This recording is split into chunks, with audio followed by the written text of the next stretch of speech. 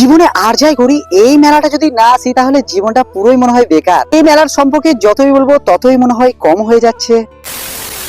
আজকে দুপুর 2টোর সময় পিন্টু ভাই টোটোটা করে আমরা টোটাল ফ্যামিলি মিলে যাচ্ছি সেই বিখ্যাত মেলা দেখতে। এরকম হালকা হালকা শীতের হাওয়া পুরো শরীরটাকে হালকা করে নাড়িয়ে দিচ্ছিল। এরকম প্রাকৃতিক পরিবেশ দেখতে দেখতে একটা সময় ফাইনালি আমরা মেলার পয়েন্টে পৌঁছে গেছি। পীর হযরত শাহ শহীদ মাহমুদ বহমান সুহতা বহমানতলা মেলা 2026 শুধুমাত্র 2026 নয়, প্রতি বছর মানে বহু বছর ধরে এই মেলায় প্রতি বছর পালিত হচ্ছে। বহু মানুষ অনেক বড় বড় স্বপ্ন নিয়ে এই মাজারে আসে, আর সেই স্বপ্ন কিন্তু এই মাজার থেকে পূরণ হয়। এই মেলা এবং এই মাজারে এলে একটা আলাদাই শান্তি অনুভব করা যায়, যেটা কাউকে বলে বোঝানোই যাবে না। তবে একটা কথা সত্যি, এই মেলা কিন্তু সুহতাতেই শুধুমাত্র থেমে নেই, বিভিন্ন জায়গায় এখন পৌঁছে গেছে। আর তাই প্রতি বছর এই মেলার গুরুত্ব আরো বাড়তে থাকছে। টু জেড সব রকমের জিনিস এই মেলাতেই পাওয়া যায়। মেলায় এলে একটা সময় ঘুরতে কখন যে রাত হয়ে যাবে আর রাত থেকে ভোর হয়ে যাবে সেটা তোমরা কখনোই টেরই পাবে না। তোমরা কারা এই মেলায় এসেছিল অবশ্যই কমেন্টে বলে যাও। আর সন্ধ্যের দিকে ভিউটা ছিল মারাত্মক। এবারে 3 বন্ধু মিলে হালকা করে বাদাম খেয়ে সেই মেলা থেকে বেরিয়ে এসে আজকে মিনি ব্লগটা শেষ করলাম।